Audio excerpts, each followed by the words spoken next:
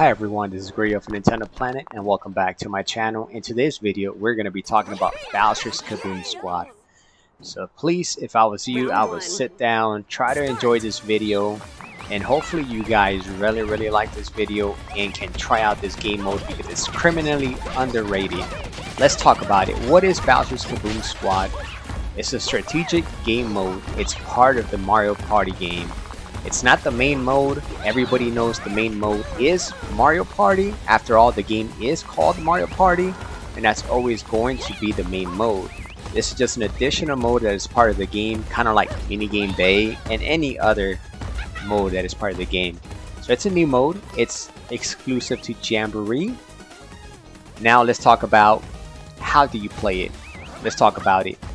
So when you start right behind the cannon. And you do have a timer on the top left hand corner. As you can see right now, it says round 1, 39 seconds, 38, 37 seconds. It's ticking down. So there's a total of 5 rounds. Each round consists of 90 seconds. That's a minute and 30 seconds per round, and it's 5 of it. So after every round, you will be greeted with a minigame. You will play a minigame after every round. Now, there is one exception when it comes to the time. You currently see the coins. I have 18 out of 100. That basically means that if you collect up to 100 coins, there's coins laying around the whole map, you basically can get an additional 30 seconds. That's called a bonus time. Once you get those additional 30 seconds, then you will notice something special happens. You will notice that the bomb color changes. Now it's a golden color instead of being a black color, right? It's a golden color, and those bombs will deal double the damage as well. So not only do you have the 90 seconds that is standard for every round, but you have an additional 30 seconds, making 120 seconds. Bombs turn golden and deal double the damage. So you will have 2 minutes for that particular round if you meet that criteria of collecting 100 coins. Only if you meet that criteria. Now that we talk about the time limits, the rounds, what happens in between every round, let me re-emphasize this. After every round, there's a mini game. So this is how it goes. Round 1, 90 seconds. It's done, and then you play a mini game. Then you start another round, then another mini game, then another round, then a mini game, another round, mini game, another round, and a mini game. And that completes the cycle. Unless you can defeat Imposter Bowser in less than 5 rounds. But generally, that is the point of the game. So now that we talked about that, we basically start the game behind the cannon. Now the cannon is key. It has 2 purposes. It stores bombs and it fires the bombs. As you walk around the stage, you collect the bombs, right, and you put them onto the cannon. Once you work your way up to 20, you can fire the bombs. There is a slight variation here. You might require less bombs if you end up using the golden bombs. You might end up needing 19 bombs, 17 bombs, 11 bombs, 5 bombs, or something of that nature, right? Because you're doing double the damage. That's the only thing that's going to throw off the calculation. Per my experience, you do need 20 bombs to fire that cannon. It will be less if you did use the golden bombs sometime throughout the game. Now that we got that out of the way, we did talk about the cannon and its 2 purposes. The other thing is once you walk around the map, you're gonna find crates. Crates are extremely important because what's inside these crates are bombs. You guessed it. You need those bombs to put them into the cannon and fire them at Bowser to be able to defeat him, right? These crates usually show up in a corner of the stages, per my experience, but sometimes they don't. After you basically break the first few initial crates, more crates will randomly spawn and you can collect the bombs and take them to the cannon. Now let's move on to the next point. You can destroy these crates by punching them, but it is very ineffective and it takes a long time.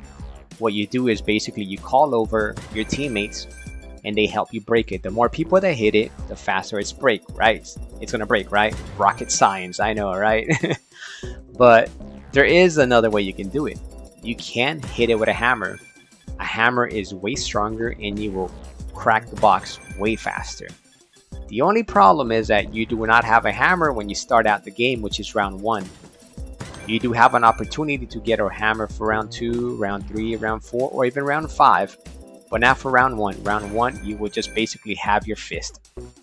Now, in order to have enough time to break the box and grab the bombs, somebody from your team should be a decoy. You should have Imposter Bowser follow you around the track, lead him far away from the box, preferably to the other corner, so he can chase you on the other side, and your teammates can have all the time they want in the world to break that box and take the bombs to the cannon. That is a very good strategy there. You do need to play as a team and figure that out. So now that we got that out of the way, I know I keep saying that, is Bowser. So while you're trying to do all of this at the same time, you pretty much already understood it already, what the point is, but there is a giant Bowser that's walking around the track. Not the track, the course, the stage, the map, you get it. And he's a giant. This is not regular Bowser. This is Imposter Bowser.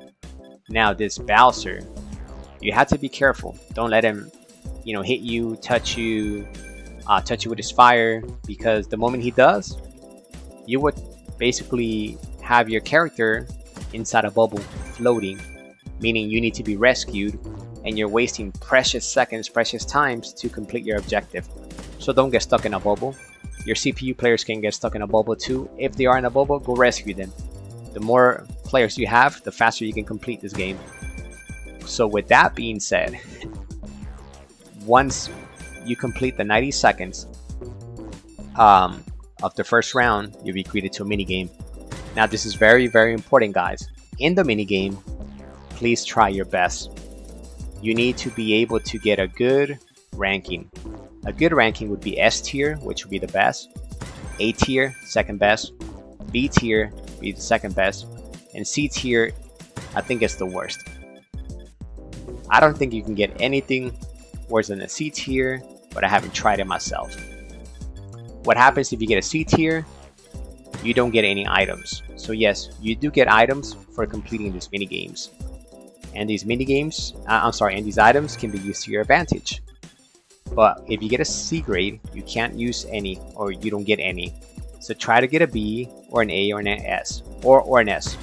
The higher the grade, the better the item will be. So try to get the higher grade. Always try your best. Now, what are these items? Dash panels. You basically place them on the stage and you basically walk over them, and it allows you to dash for a few seconds, a limited amount of time. It basically like sprints you. It just kind of like has you run real fast, right?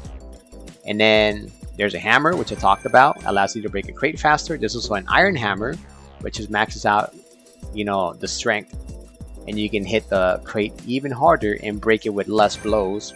There's a heart, which allows a bubble player to free themselves without the help of another player. There's a super version of it, the super heart, which can be used repeatedly. Then there's lightning, which you can use to temporarily stun Imposter Bowser and any enemies in large radius. A banana, which makes Imposter Bowser slip. You temporarily stun him so you can get around him. The mighty glove, this is another strategy. You can double the amount of bombs your player can carry. You usually can only carry 2 bombs. With this glove, it allows you to carry up to 4 bombs. Trampoline, it allows you to head back to the cannon. So basically you can place it next to a crate. Once you break the crate and get the bombs, you pick up the bombs, you walk over to the trampoline, and it automatically transports you over to the cannon, and it saves you precious time. The last one is the Bowser's Bell. It calls Imposter Bowser to the location where the bell is placed on, preferably far away from your teammates so they have time to break the box and take the bombs to the cannon. That pretty much does it all for the items right there. So always try your best, guys, during the mini games. It will give you a good item. And that pretty much wraps up the whole game. Like I'm telling you guys, it's a strategy game. You have to think carefully which item you want to use. Do you want an iron hammer to be able to break all those crates that show up around the course, and then just have your teammates pick up the bubbles? Do you want to just use dash panels to basically be able to place them around the course, and be able to dash from one side to the other, collecting as many coins as you can, and at the same time picking up bombs and transporting them faster? Do you want to use a trampoline? Do you want to use the mighty glove to carry 4 bombs instead of 2, but then you don't have any dash panels unless your teammate picks them? You see what I mean? It's a very interesting way to play this game. Now, what I want to finish this video with is, do you remember Super Mario 3D World? That game featured Captain's Toad.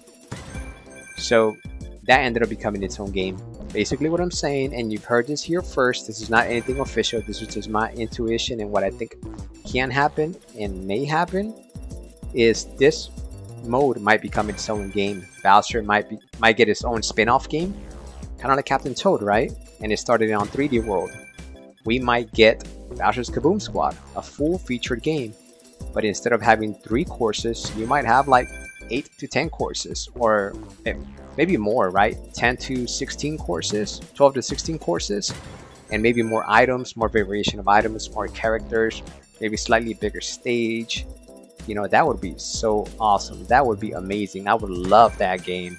You basically heard it here first. I think that would be a very successful game, and it will be something new as well. Well, if you guys like my video, go ahead and like my video, please. Subscribe to my channel if it does help out.